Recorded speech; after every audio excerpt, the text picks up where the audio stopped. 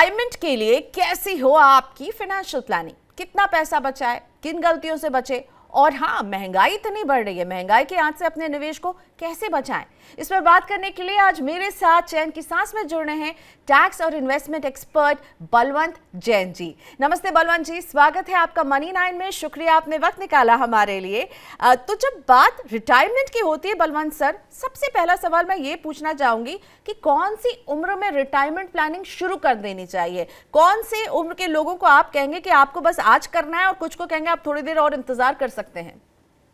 देखिए प्रियंका, ऐसा जैसे आपने बोला कि यह इम्पोर्टेंट गोल है पर अर्जेंट गोल नहीं है, तो चूंकि यह सबसे ज्यादा इम्पोर्टेंट गोल है, बाकी गोल में आपके पास में ऑप्शन रहती है कमी बेशी करने की। मतलब आप कम खर्चा कर सकते हैं आपके बच्चों की शादी ब्याह में, या आप एजुकेशन के लिए भी कम खर्चा कर सकते हैं। आपको रिटायरमेंट में वो ऑप्शन नहीं है। तो मेरे हिसाब से जब आपकी पहली सैलरी आती है, उसी सैलरी से आपको अपने रिटायरमेंट की प्लानिंग करनी चाहिए।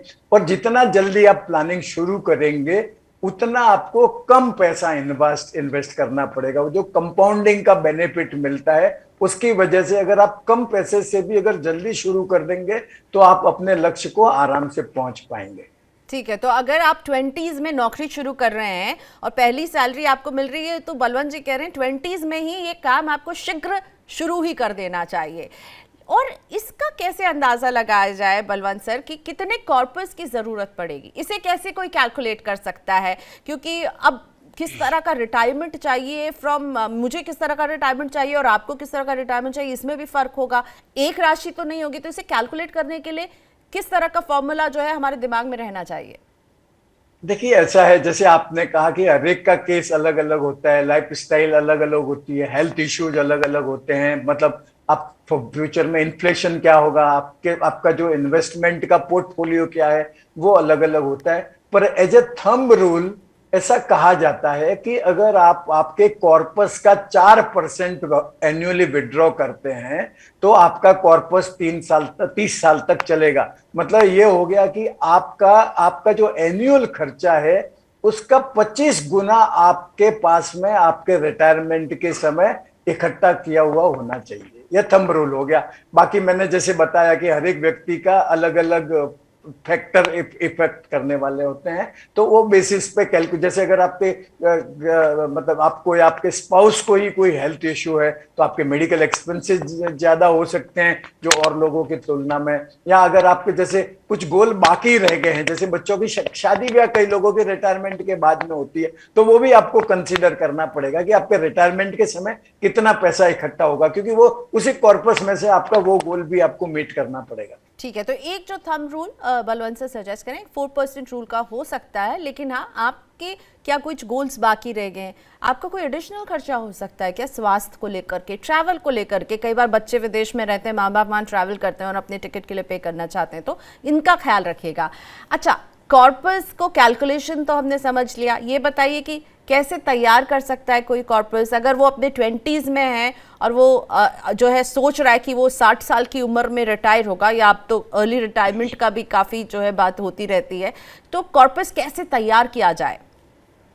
देखिए प्रियंका, ऐसा है कि जो आप कहाँ निवेश करेंगे वो डिपेंड करता है आपके पास कितना टाइम अवेलेबल है। जितना ज्यादा टाइम अवेलेबल होगा उतनी आप रिस्क या वॉलेटिलिटी वाली प्रोडक्ट चूज कर सकते हैं। अगर आपके पास 2-4 साल का ही अगर टाइम हो तो आपको डेट प्रोडक्ट में पैसा डालना पड़ेगा। क्योंकि रिटायरमेंट का गोल बहुत दूर है, मतलब आप समझिए 35 साल 25 साल के बीच में दूरी है।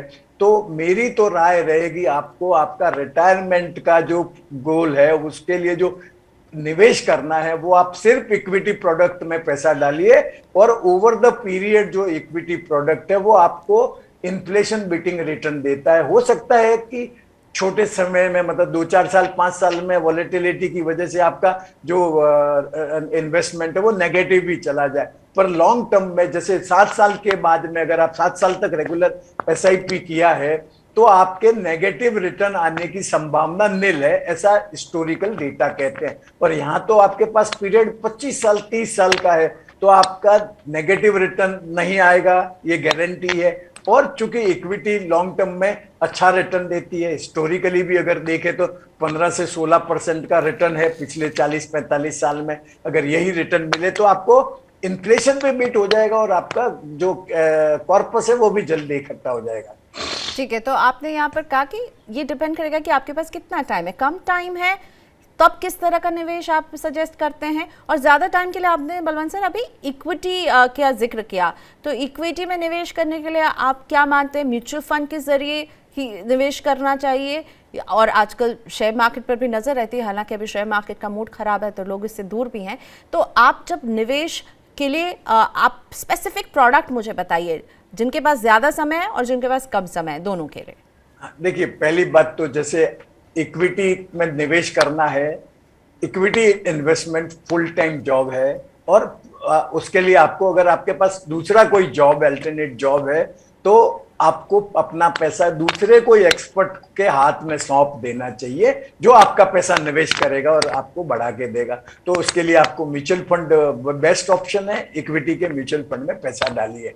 अब जैसे रिटायरमेंट के लिए देखिए प्रियंका, ऐसा है कि मैं तो कह रहा हूं कि आपको पहली सैलरी से निवेश करना चाहिए। अगर लेट हो गया तो भी आप कितना लेट करके कितना लेट करेंगे, रिटायरमेंट के कम से कम 7-8-10 साल पहले तो निवेश करना शुरू करेंगे ही। ऐसा थोड़ी होगा कि आपको 2 साल बाद में रिटायरमेंट है और 2 साल के पहले आप रिटायरमेंट का कॉर्पस इकट्ठा करना शुरू करेंगे।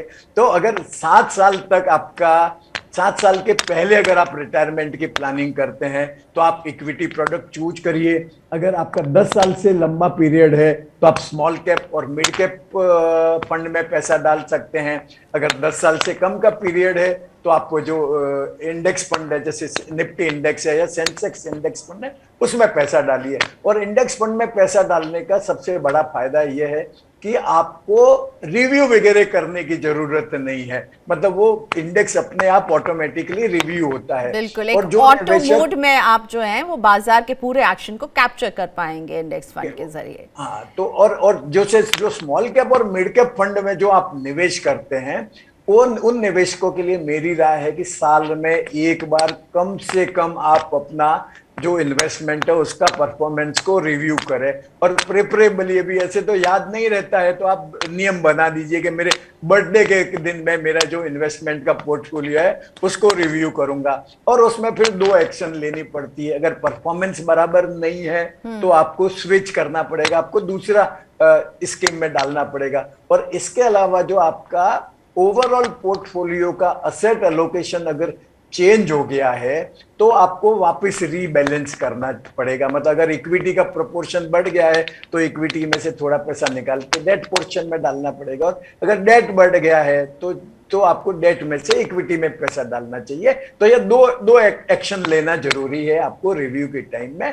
और ऐसा नहीं कि आपका अगर कोई पिछले 3 महीने 6 महीने कोई फंड की परफॉर्मेंस खराब हो गई तो आप उस फंड में निवेश बंद कर दीजिए।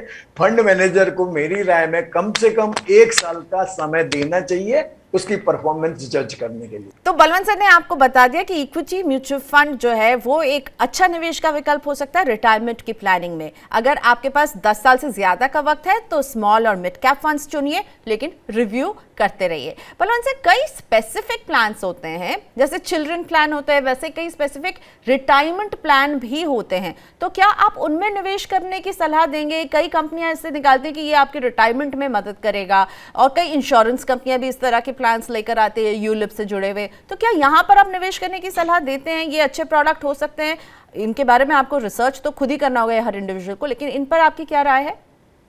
देखिए प्रियंका, ऐसा है कि जो कंपनियां हैं जो ये अलग अलग प्रोडक्ट मैन्युफैक्चर करती है, उनका तो एम है बेचना है, बराबर है। तो वो जैसे रिटायरमेंट शब्द डाल दिया, चिल्ड्रन शब्द डाल दिया, तो वो जो ज्यादा इन्फॉर्म्ड इन्वेस्टर नहीं है वो खरीद लेता है। अब अभी जैसे अगर आप कोई इंश्योरेंस प्रोडक्ट रिटायरमेंट का प्लान है, जैसे कोई एन्युटी प्लान वगैरह है, तो मेरे हिसाब से तो इंश्योरेंस का कोई भी प्रोडक्ट आपका प्रोटेक्शन, लाइफ प्रोटेक्शन के अलावा, इनकम रिप्लेसमेंट के ऑब्जेक्टिव के अलावा कोई प्रोडक्ट आपके काम का नहीं है। तो इंश्योरेंस का तो कोई भी प्रोडक्ट आपको रिटायरमेंट के लिए खरीदना नहीं चाहिए। और जैसे मैंने आपको बता दिया कि आपको प्लानिंग तो रिटायरमेंट, आपका पर्पज तो रिटायरमेंट के लिए पैसा इकट्ठा करना है, तो आपको अगर आप म्यूचुअल फंड के जरिए कर पाते हैं तो वो सबसे बेहतर रास्ता है। और बाकी में जैसे खर्चा भी ज्यादा हो सकता है। जैसे इंश्योरेंस का प्रोडक्ट होगा तो वो आपको ओवरऑल मेरे को लगता नहीं 6-7% से ज्यादा का रिटर्न दे पाएगा। अगर इवन यूलिप प्रोडक्ट है तो उसमें भी बहुत सारे एक्सपेंसेस वगैरह लोड होते हैं, तो आपके म्यूचुअल फंड के रिटर्न को वो कोई भी दूसरा प्रोडक्ट बीट नहीं कर पाएगा। और कुछ रिटायरमेंट प्रोडक्ट में लॉक इन होता है, तो वो उतने साल तक आप वो पैसे को मूव नहीं कर सकते। तो अगर वो स्कीम या वो प्रोडक्ट परफॉर्म नहीं कर रहा है तो आपके हाथ बंधे हुए हैं। अगर आप इक्विटी म्यूचुअल फंड में पैसा डाला है, अगर वो स्कीम परफॉर्म नहीं कर रही है तो आप रिव्यू करके आप दूसरी सिमिलर स्कीम में पैसा अपना शिफ्ट कर सकते हैं। तो रिटायरमेंट के लिए आप इक्विटी म्यूचुअल फंड को चुने। बलवंत सर बार बार यही कह रहे हैं, इंश्योरेंस जैसा जो प्रोडक्ट है वो रिटायरमेंट की प्लानिंग का हिस्सा नहीं हो सकता है। एक और बहुत पॉपुलर प्रोडक्ट जो रिटायरमेंट के लिए है वो है एनपीएस, नेशनल पेंशन सिस्टम। इसमें क्या निवेश करना चाहिए रिटायरमेंट के लिए, क्योंकि इसमें भी वही आपने लॉक इन का जिक्र किया था बलवंत सर, इसमें भी लॉक इन लंबा होता है मतलब। तो आपको एनपीएस कैसा लगता है अगर कोई रिटायरमेंट के लिए यहाँ पर निवेश करना चाहे? देखिए ऐसा है प्रियंका कि एनपीएस में आपको टैक्स का बेनिफिट मिलता है। जो शुरू का 1.5 लाख का जो है एटीसीसीडी 1 का बेनिफिट है वो मिलता है एटीसी के साथ में। इसके अलावा एक 50,000 का एक एक्सक्लूसिव बेनिफिट एटीसीसीडी 1B में मिलता है। तो जिनको टैक्स बचाना हो तो उनके लिए जैसे 1.5 लाख तो वैसे भी यूज हो जाता है लोन रिपेमेंट, बच्चों की फीस, इंश्योरेंस वगैरह में। ये जो एक्सक्लूसिव 50,000 का बेनिफिट है वो बेनिफिट आपको जरूर ले लेना चाहिए। आपको रिटायरमेंट का फंड एक्यूमुलेट करने में भी मदद करेगा और टैक्स सेव करने में भी मदद करेगा। पर एनपीएस के साथ में एक बड़ी प्रॉब्लम ये है कि ये रिटायर होने के समय आप जो पैसा आपके हाथ में आता है वो 60% एग्जम्प्ट है और 40% की आपको मैंडेटरीली एन्युटी खरीदनी पड़ती है। और एन्युटी में वापस वही कम रिटर्न 5%, 6% वाला रिटर्न है। तो आपका पर एक फायदा है कि अभी आप 30% के हिसाब से टैक्स बचा पाएंगे आपके 50,000 पे। आप रिटायरमेंट के बाद में आपकी इनकम कम होगी तो आपका हो सकता है 30% का टैक्स स्लैब नहीं हो, तो आप अपना tax liability to the extent defer कर सकते हैं, क्योंकि जो 40% वाले पोर्शन पे जो एन्युटी आएगी वो आपके हाथ में टैक्सेबल रहेगी जब भी आपको साल दर साल केवल जो मिलेगी। 60% आप एक मुश्त आपको मिलेगा 60 साल के बाद, वही जो है वो टैक्स फ्री रहेगा, और जो 40 के आप एन्युटी लेंगे वो उस पर टैक्स लगेगा। तो लेकिन बहुत क्लियर है बलवंत सर एनपीएस पर, अगर आप 30% के टैक्स स्लैब में आते हैं क्योंकि अतिरिक्त एनपीएस में आपको टैक्स की छूट मिलेगी तभी चुने। रिटर्न के मामले में थोड़ा सा ये आपको उतना अच्छा रिटर्न नहीं दे रहा है। एक और जगह जहां पर लोग निवेश करते हैं बलवंत सर, पीपीएफ में निवेश करते हैं रिटायरमेंट के लिए। 15 साल का लॉक इन यहाँ पर भी। पीपीएफ आपको कैसा लगता है as an investment tool for retirement? देखिए ऐसा है, पीपीएफ तो मल्टीपर्पज प्रोडक्ट है। मतलब आप अपने बच्चों के एजुकेशन के लिए भी पैसा इकट्ठा कर सकते हैं, उनके शादी ब्याह के लिए भी कर सकते हैं, आपकी रिटायरमेंट के लिए भी कर सकते हैं, आप बिकवेत देने के लिए भी कर सकते हैं। तो वैसे पीपीएफ में सबसे बड़ी बात यह है कि उसका जो इंटरेस्ट है वो टैक्स फ्री है। ये ई कैटेगरी में आता है मेरे ख्याल से पीपीएफ। हाँ, तो जो ई आता है, जब आप निवेश करते हैं तो आपको एटीसी में डिडक्शन मिलता है, इंटरेस्ट जो एक्रू होता है वो एग्जम्प्ट, और जब पैसा आता है तो वो पूरा का पूरा आपके हाथ में टैक्स फ्री होता है। तो ऐसा है कि आपको असेट एलोकेशन का प्रिंसिपल फॉलो करते हुए अपने इन्वेस्टमेंट पोर्टफोलियो का कुछ पैसा डेट में रखना जरूरी है, बाकी आप इक्विटी में रख सकते हैं। 2 मेजर कैटेगरी है आपके इन्वेस्टमेंट के लिए। तो जो डेट वाला पोर्शन है उसके लिए जो रेगुलर सैलरीड एम्प्लॉय है उनका तो पीएफ होता है। इसके अलावा वो और जो सेल्फ एम्प्लॉयड है वो जो डेट पोर्शन है उसके लिए फर्स्ट प्रेफरेंस पीपीएफ को दे सकते हैं, क्योंकि उसमें जो रेट ऑफ इंटरेस्ट है वो भी ज्यादा मिलता है, 7.1% है, जो मार्केट से ज्यादा ही है, और चूंकि वो टैक्स फ्री है आपके हाथ में। तो ओवर द ईयर जब आपके पीपीएफ में पैसा इकट्ठा होता जाता है और जब वो 10 साल 15 साल बाद में जब इंटरेस्ट क्रेडिट होता है तो वो आपका क्या बोलते हैं, आपकी बाँछें खिल जाती है वो फिगर देख के, मतलब इतना बिल्कुल। बड़ा फिगर और पूरा आपके हाथ में, टैक्स टैक्स फ्री, फ्री आता है, पूरा टैक्स फ्री। ये आई टैक्स थिंक फ्री, टैक्स अभी फ्री। तक में सारे इन्वेस्टमेंट में एक ऐसा है जो ए टू जेड, मतलब ट्रिपल ई के चक्कर में, एग्जाम्प्ट के चक्कर में आपको पूरी तरह से टैक्स बचाता है। लेकिन एक चीज जिससे हम अपने निवेश को बचाना चाहते हैं वो है महंगाई। हम जब निवेश करते हैं एक वैल्यू सोचते हैं कि भाई इतना हमें रिटर्न मिलेगा, लेकिन महंगाई की वजह से वो रिटर्न कम हो जाता है। तो महंगाई को रिटायरमेंट प्लानिंग में इस फैक्टर को कैसे मैनेज किया जाए, या कहूँ कि महंगाई को हम कैसे मात दे सकते हैं रिटायरमेंट की प्लानिंग वाले निवेश में? देखिए ऐसा है कि महंगाई को बीट करने के लिए सिर्फ एक ही प्रोडक्ट है और वो है इक्विटी।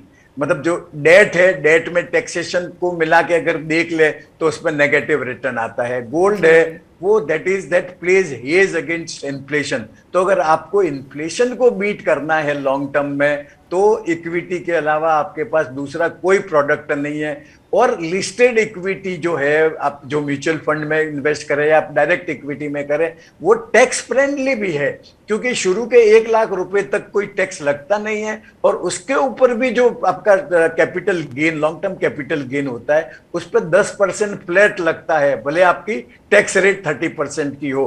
तो मतलब आपका जो टैक्स इंपैक्ट भी कम होता है और चूंकि इन्फ्लेशन से ज्यादा रिटर्न देता है, तो ओवरऑल जो जो जो डिफरेंशियल रिटर्न है दूसरे कोई प्रोडक्ट कैटेगरी की तुलना में इसमें ज्यादा होंगे। मतलब और जो मार्जिन ऑफ डिफरेंस है वो सिग्निफिकेंट होगा। राइट। तो इक्विटी और उसमें भी म्यूचुअल फंड। अच्छा, प्रॉपर्टी, इसमें कई लोग निवेश करते हैं बलवंत जी कि ये बुढ़ापे का सहारा होगा। क्या ये रणनीति सही होती है कि आप प्रॉपर्टी जोड़ कर रखें अपने रिटायरमेंट में, आपको ये पैसे देगा, किराए पर आप दे सकते हैं इसे, या फिर आप उसमें खुद रहेंगे उससे? क्या ये प्रॉपर्टी को आप सही मानते हैं, सही तरह का निवेश बुढ़ापे के लिए अगर कोई इसे खरीद रहा है? ये प्रियंका ऐसा है कि यह जो मानसिकता है वो अपने को विरासत में मिली है। मतलब सोने में निवेश करना या प्रॉपर्टी में निवेश करना, जो प्यार है हमारा कि एक घर तो होना ही चाहिए अपने नाम का। नहीं, वो तो रहने के लिए तो होना ही चाहिए, पर कई लोगों को जो ऐसा है कि ये विरासत में मिली, क्योंकि पहले ये दूसरी इक्विटी वाली प्रोडक्ट अवेलेबल नहीं थी, म्यूचुअल फंड वगैरह अवेलेबल नहीं था, और इतनी फाइनेंशियल लिटरेसी भी नहीं थी। तो लोग क्या सोचते थे कि चलो प्रॉपर्टी में डाल दो, डॉक्यूमेंट अपने हाथ में है, या गोल्ड ले लो अपने हाथ में है। तो वो विरासत वाली मानसिकता की वजह है। बाकी जो प्रॉपर्टी में भी देखिए, एक तो क्या है, लार्ज वैल्यू इन्वेस्टमेंट है, इन्वेस्ट करने के लिए बहुत सारा पैसा चाहिए। आपको डिस्पोज ऑफ करना है तो भी वो पार्टली डिस्पोज ऑफ नहीं हो सकता है, बरोबर है। उसकी मेंटेनेंस कॉस्ट होती है, प्रॉपर्टी का वैल्यू, मतलब जो प्रॉपर्टी डेप्रिशिएट होती है, तो जितनी पुरानी प्रॉपर्टी होगी उसमें उतना वैल्यू में उतना कम पैसा मिलेगा, और रिटर्न आपको 8% के आसपास मिलता है, उससे ज्यादा रिटर्न मिलता नहीं है। आपको जो रेंटल आता है, रेंटल पे आपको टैक्स भरना पड़ता है, कैपिटल गेन है तो उस पर भी आपको इंडेक्सेशन के पास बाद में 20% का टैक्स भरना पड़ता है। तो लंबे समय के लिए इक्विटी ही प्रोडक्ट है, दूसरा और कोई प्रोडक्ट नहीं है। और मैं तो एकदम कट्टर समर्थक हूं इक्विटी प्रोडक्ट का। परंतु प्रियंका, मैं बताना चाहूंगा कि आप हर 2-4 महीने बाद में अपना म्यूचुअल फंड का पोर्टफोलियो का वैल्यू देखते रहेंगे तो वो नहीं चलेगा। मतलब आपको लंबे समय का, ये धैर्य वाली काम है, धैर्य वाला बात है। मतलब जैसे ये साबुन की टिकिया है, अब बार बार हाथ लगाते रहोगे तो वो साबुन घिस जाएगा। आपको उसको पड़ा रहने दीजिए, वो अपने आप बढ़ता जाएगा आपका इन्वेस्टमेंट। तो लेकिन हाँ, प्रॉपर्टी में please don't get this wrong, एक प्रॉपर्टी होनी चाहिए जिसमें आप रहेंगे सुकून से, आप वहां पर चैन की सांस लेंगे। लेकिन उसके अलावा प्रॉपर्टी रिटायरमेंट प्लानिंग में बलवंत जी से थम्स डाउन दे रहे हैं। बलवंत जी, अब बात मैं वो करना चाहूंगी कि कई लोगों को जो है ना रिटायरमेंट के वक्त पैसे मिलते हैं। अब ये और 2 रिटायरमेंट स्पेसिफिक निवेश हैं, एक है सीनियर सिटीजन सेविंग स्कीम और दूसरा है पीएम वय वंदना योजना।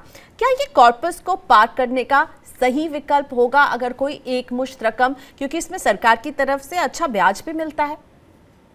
देखिए ऐसा है प्रियंका कि आज जब आदमी रिटायर हो जाता है तो उसको जो पैसा मिलता है उसको संभाल के रखना जरूरी है। मतलब उस पैसे के साथ वो रिस्क नहीं ले सकता। कई लोगों को वीआरएस मिला, उन्होंने इधर उधर पैसा, वीआरएस लिया, पैसा मिला, इधर उधर पैसा डाल दिया और पैसा उनके हाथ से चला गया। और चूंकि रिटायरमेंट के बाद में आप अपनी इनकम को सप्लीमेंट नहीं कर सकते, आप कोई नौकरी नहीं कर सकते या दूसरा काम जनरली नहीं कर सकते, तो जो पैसा मिलता है वो आपको संभाल के निवेश करना जरूरी है।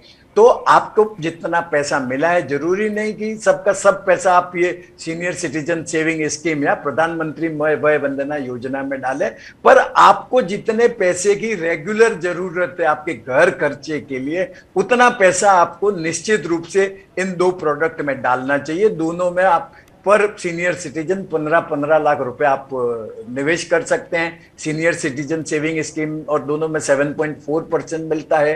सीनियर सिटीजन सेविंग स्कीम 5 साल के लिए है, प्रधानमंत्री वय वंदना योजना 10 साल के लिए है, और इंटरेस्ट है वो जब आप सब्सक्राइब करते हैं तब इंटरेस्ट की रेट फिक्स हो जाती है। इसके अलावा भी मैं एक प्रोडक्ट और बताना चाहूंगा, जो सीनियर सिटीजन नहीं है, जो पहले रिटायरमेंट ले लिए, वो आरबीआई के जो फ्लोटिंग रेट सेविंग बॉन्ड है, जिसमें बिना किसी सीमा के निवेश किया जा सकता है, और जो उसमें इंटरेस्ट है वो 7.15 है, और वो फ्लोटिंग है। मतलब जब मार्केट का रेट बढ़ेगा, जब आरबीआई रेट बढ़ाएगी और गवर्नमेंट स्मॉल सेविंग स्कीम का रेट बढ़ाएगी, तो इस बॉन्ड का इंटरेस्ट रेट भी बढ़ेगा, क्योंकि ये जो बॉन्ड है इनका interest rate national saving certificate के इंटरेस्ट रेट से लिंक है। एनएससी पे जो इंटरेस्ट मिलेगा आपको, उस पे 0.35% हायर रेट ऑफ इंटरेस्ट आपको आरबीआई के फ्लोटिंग रेट सेविंग